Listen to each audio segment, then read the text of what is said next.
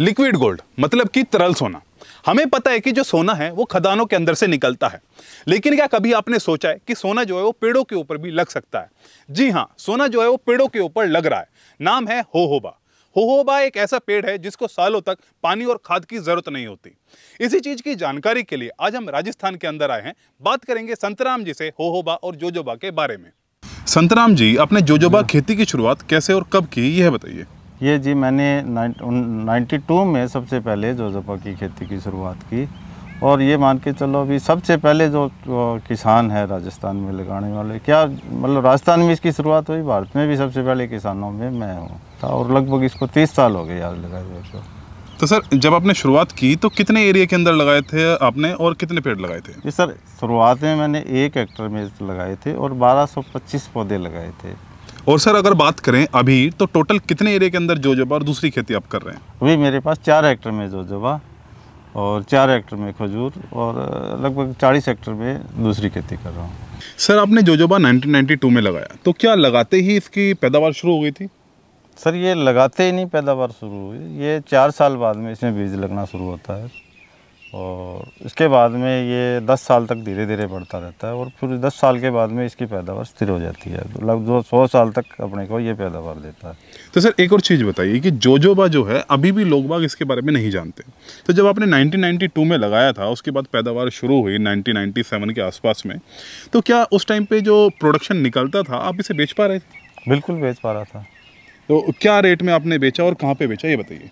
ये शुरुआत में हमने सरकारी संस्था है एजोर्प जयपुर में, तो ये जोजोबा को प्रमोट करती है। शुरुआत में हमने 15,500 रुपये इनको दिया। उसके बाद में कलकत्ता, बम्बई, दिल्ली, वहाँ से व्यापारी लेने के लिए आ गए और यहाँ घर बैठे ही वो घर से ले जाते रहे हैं। तो उन्हें क्या रेट बेचा? जो 15,000 रुपये आप बता रहे हैं वो क्विंटल है या टन है, किस हिसाब से? 15,000 रुपये पर क्विंटल बेचा और उसके बाद में हमने 40,000 से लेके और 70-80,000 रुपये क्विंटल हमने व्यापारियों को दिया है। बीज या तेल? बीज की बात कर रहे हैं। बीज। और अगर तेल की बात करें तो तेल कितना रुपए लीटर उस टाइम के हिसाब से अगर देखें तो तेल होगा, और अभी क्या रेट तेल चल रहा है इसका? उस टाइम तेल का रेट लगभग 1,000 रुपये लीटर से 2,000 रुपये लीटर हो गया था। अभी तेल का रेट लगभग 1250 रुपये पर लीटर चल रहा है।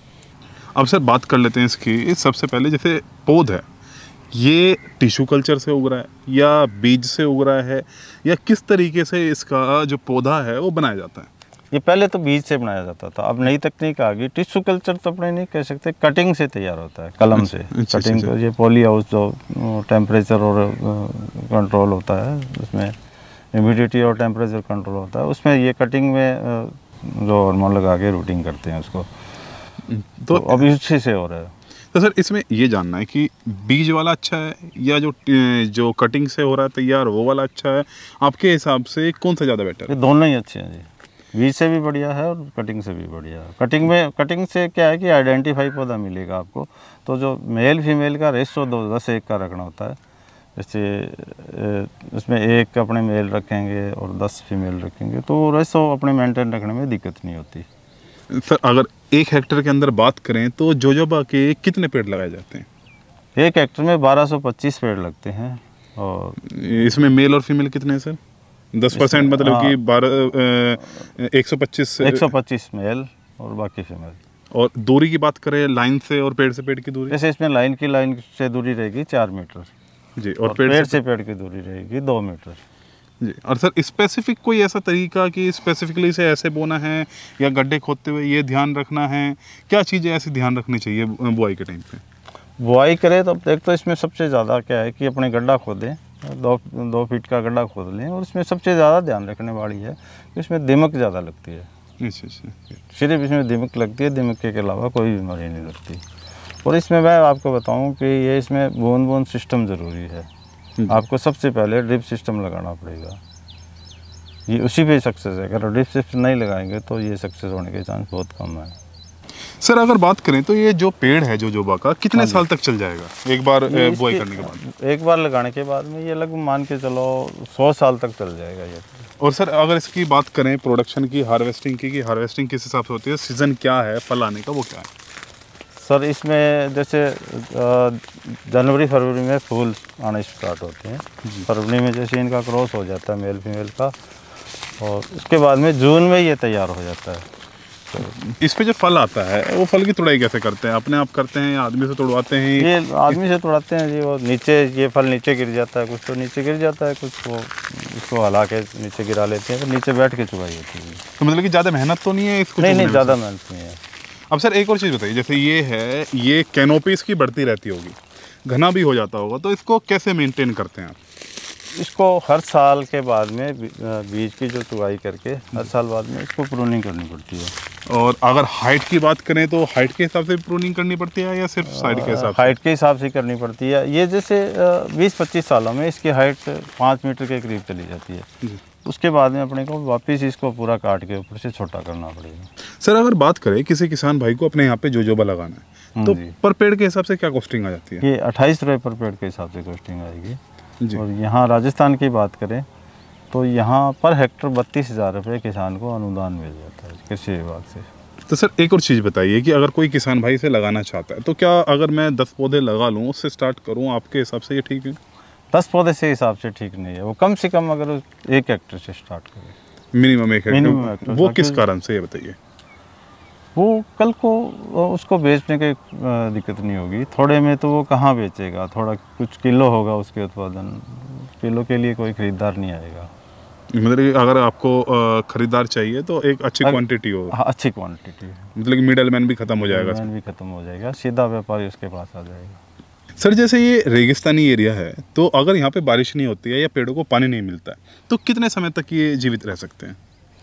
ये अगर इनको पानी न दे अपने 4 से 5 साल तक पैदावार ज़रूर उसकी कम हो जाएगी बिना पानी। जैसे इस बार हमने पानी नहीं दिया तो पैदावार घट गई, लेकिन ये पौधा मरेगा नहीं 4-5 साल तक, एक बूंद भी पानी नहीं मिला तो। मतलब कि बिना पानी के बिना पानी, हाँ, क्यों रेगिस्तानी पौधा है ये। जी। सर अगर अभी बात करें तो जो जोजोबा का सीड है उसका क्या रेट चल रहा है? अभी 28,000 रुपये पर क्विंटल का रेट चल रहा है वर्तमान में।